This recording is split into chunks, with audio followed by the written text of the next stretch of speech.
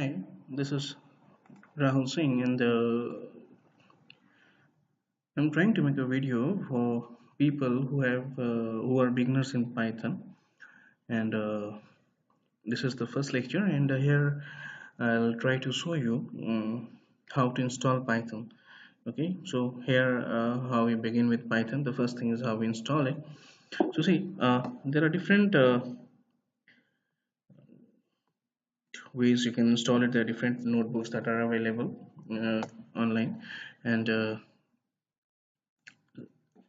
for example, you can go in Google and you can search for Python. You can come to Python, and over here you can download Python 3.7.3.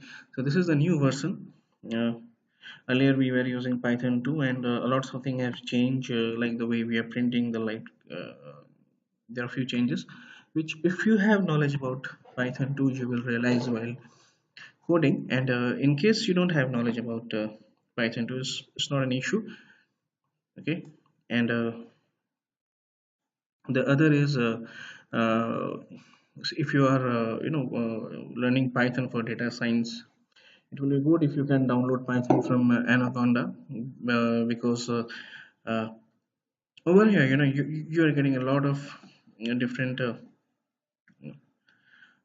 see different packages, and you are getting different models, or you are getting NumPy, you are getting SciPy, you are getting TensorFlow, so you are getting Matplotlib, so you're getting everything in a package, so you don't need to solve it afterward, or you don't need to worry much about it. Okay, you are getting S2 is good for AI. Yeah. So you can go and you can download from here. I've already downloaded both, so to save time, but this is to show you. You can download this, and when you download this, it will come in your startup menu. Go here and you see Anaconda, the 32-bit, 64-bit, whichever your system support. Over here you go and you click here Anaconda Navigator. Once you do, this will open. From here you can launch Jupyter Notebook, Jupyter Lab, you can Spider, or you can use the console mode to code. Okay, so even you are getting R Studio with this. This is the home. These are the different environments. These are the different learning tutorials you get here, which are also helpful. Okay, so you did this. I open this. You come here, and this is a Jupyter, and this is using a Jupyter Lab. I get this where you can write a code, but I won't be doing code over here. I started coding with C, so uh, I can, I like that I write a code at one place and then I execute it together. I enjoy that much more, but it's up to you.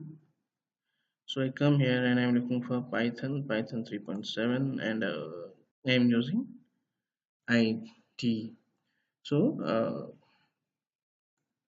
I will be coding using IDE, and here is my IDE. And over here, when I want to code, I'll do new file. I'll write my code over here, and I will execute. So this was with the installation. Not going in much detail. You people can do it by yourself. You can follow this step, and once you install Python, we can proceed. Okay.